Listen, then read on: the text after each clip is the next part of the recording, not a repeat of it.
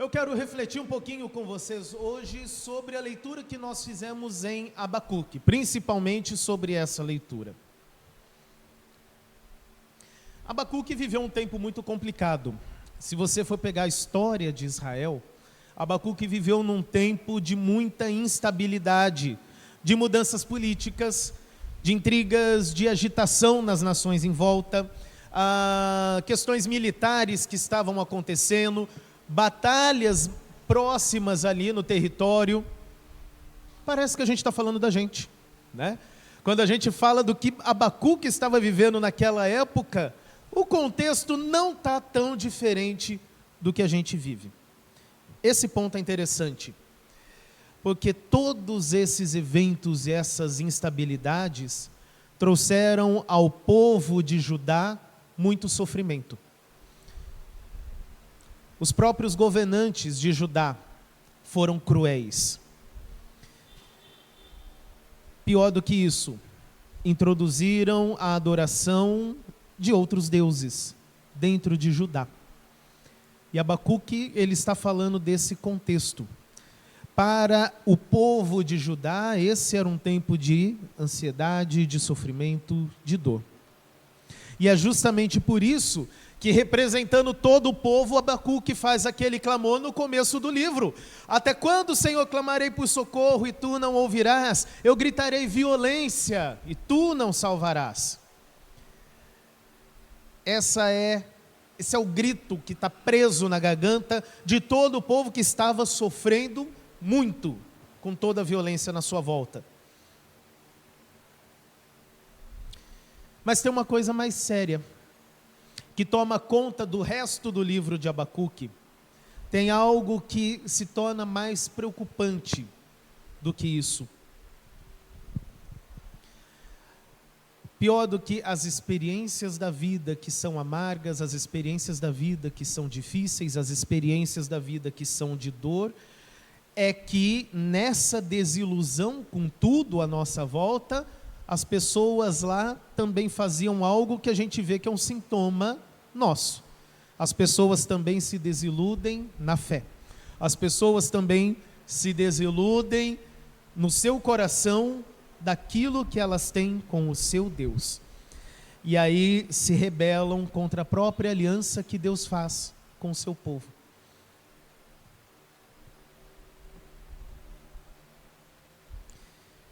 Se você olhar os textos de quase todos os profetas no Antigo Testamento, como que o povo falava de Deus?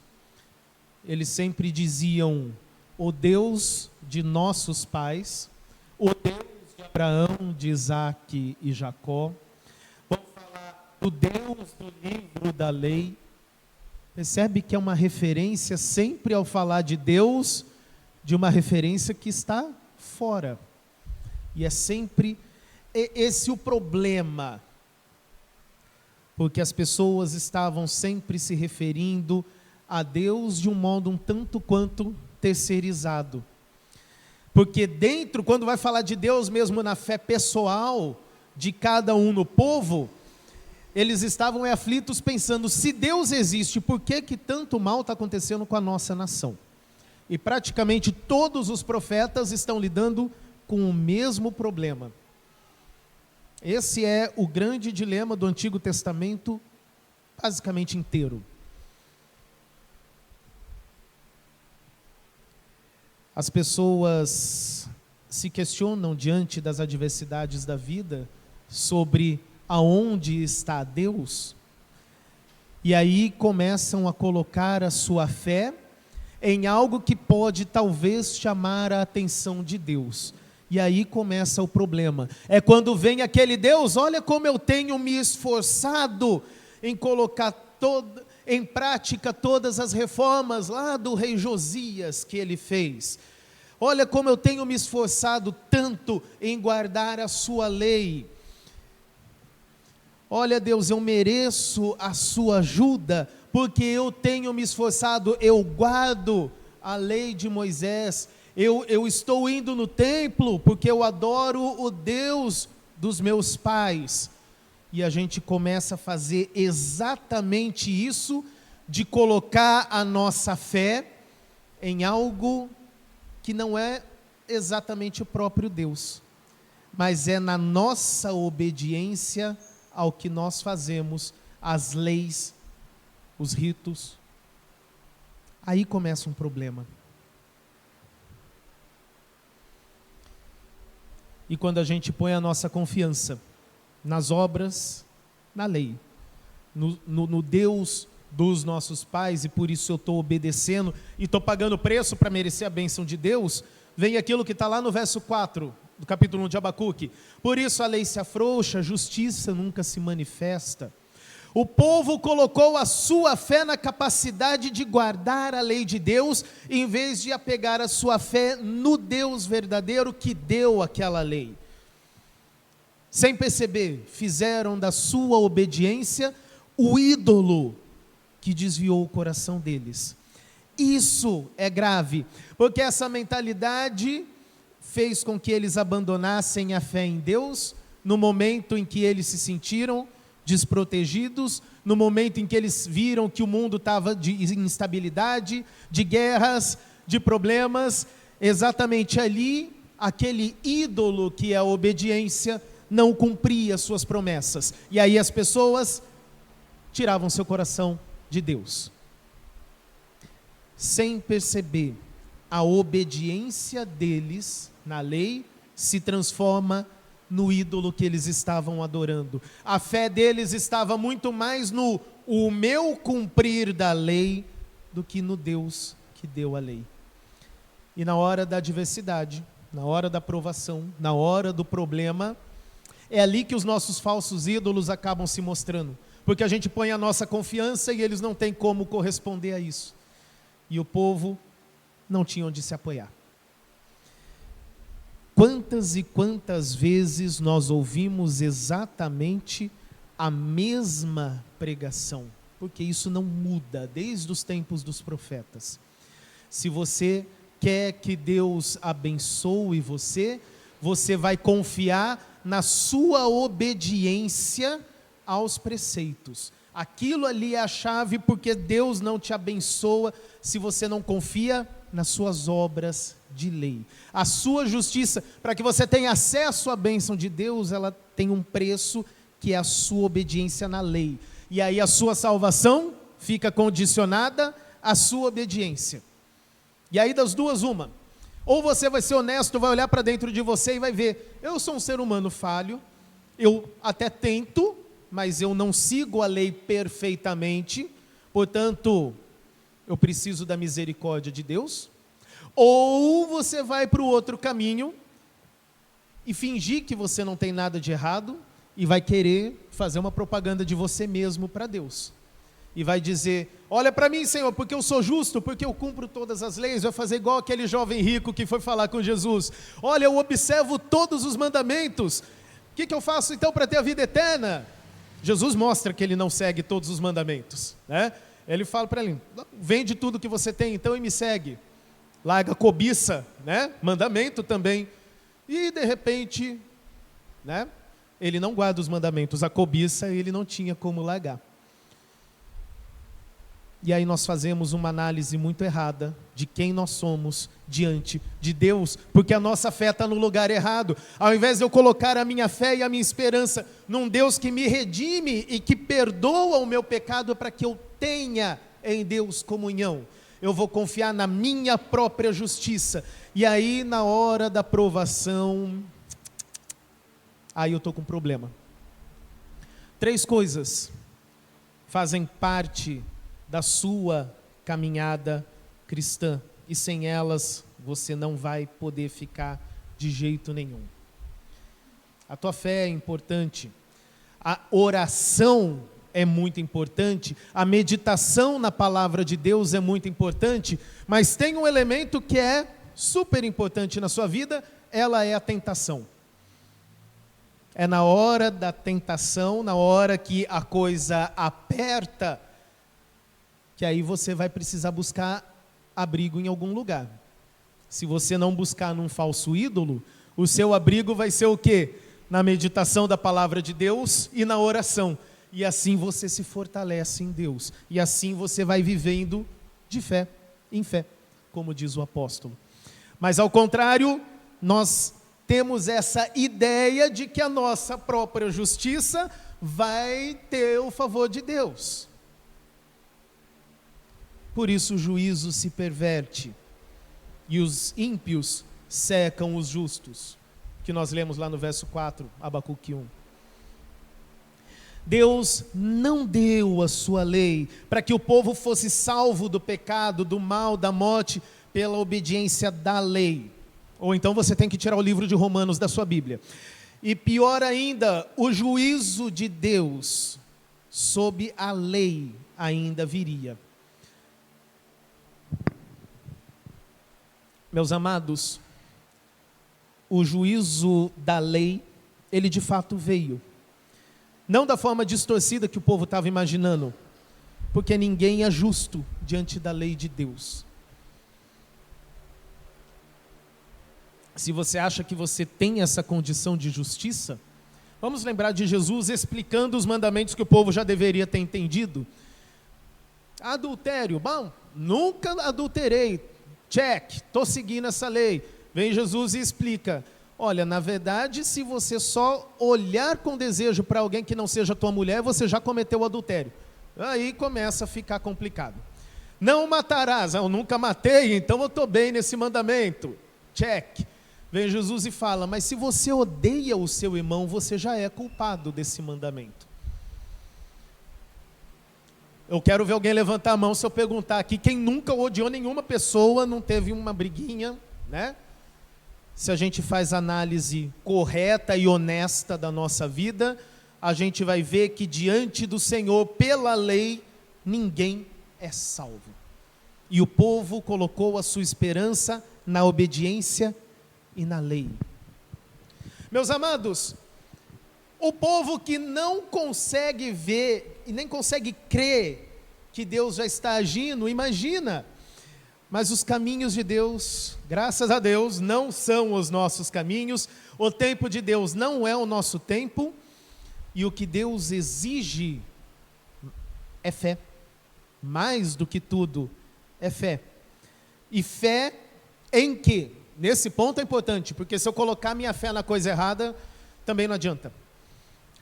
É a fé que está firmada em Deus, confiando de que Ele fará algo no tempo determinado, segundo o seu plano, segundo o seu propósito, e algo que está além da compreensão humana.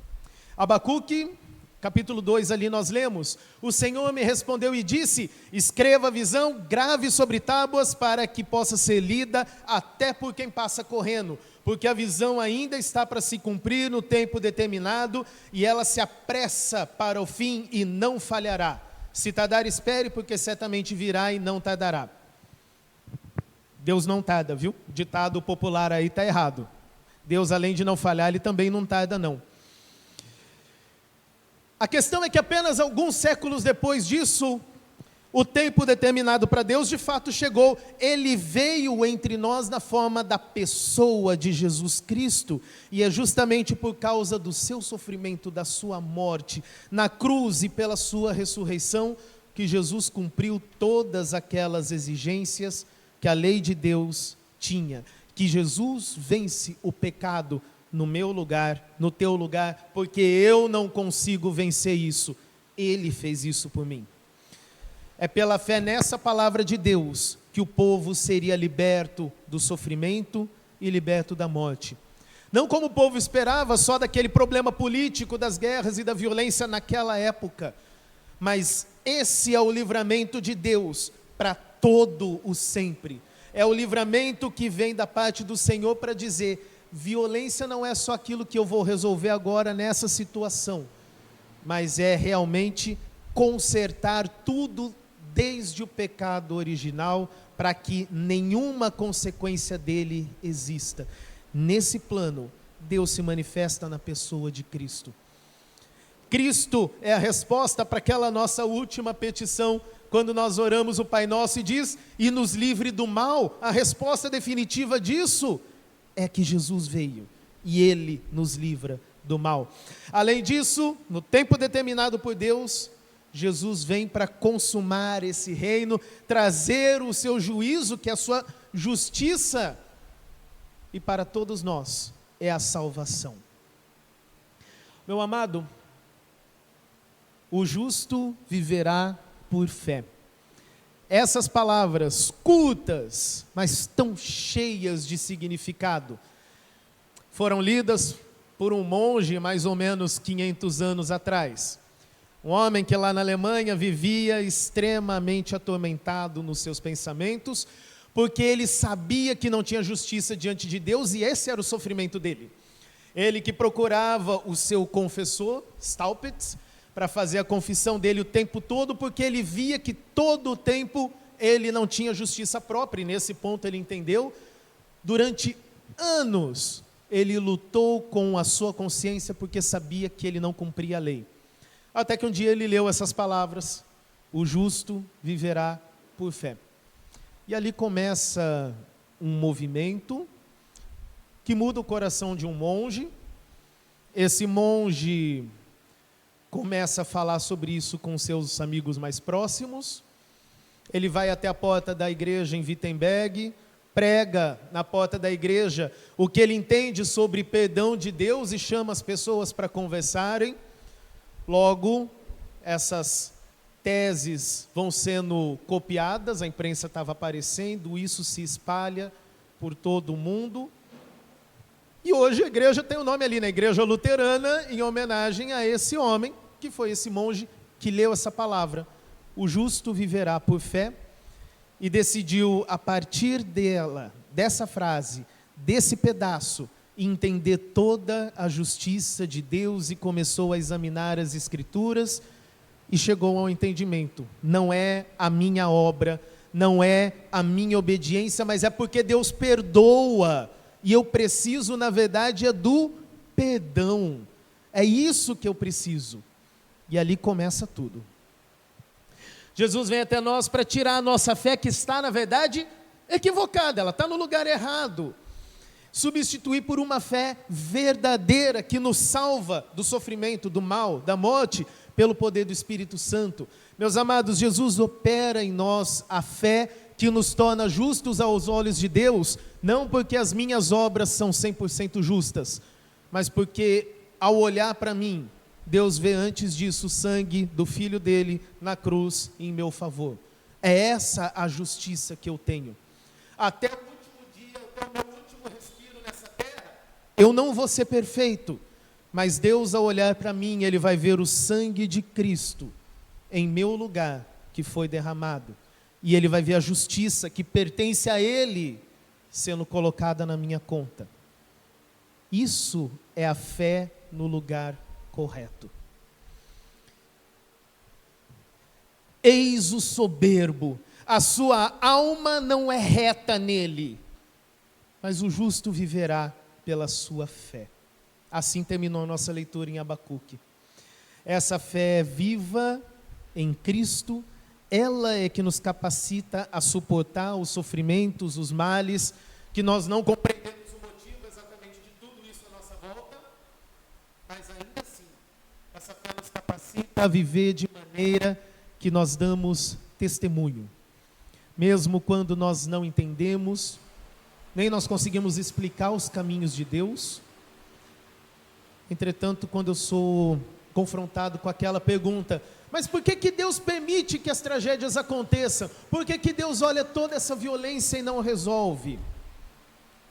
Essa fé me permite responder: olha, eu não sei, mas eu creio que, em última instância, Deus está agindo conforme os seus caminhos e no tempo adequado.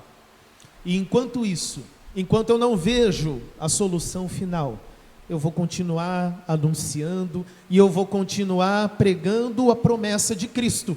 Em outras palavras, pela fé em Cristo, nós podemos, junto com o profeta Abacuque, dizer: ficarei no meu posto de sentinela, estarei na fortaleza e vigiarei para ver o que Deus me dirá e que resposta eu terei à minha queixa. Seja essa a meditação do nosso coração todos os dias da nossa vida. Amém.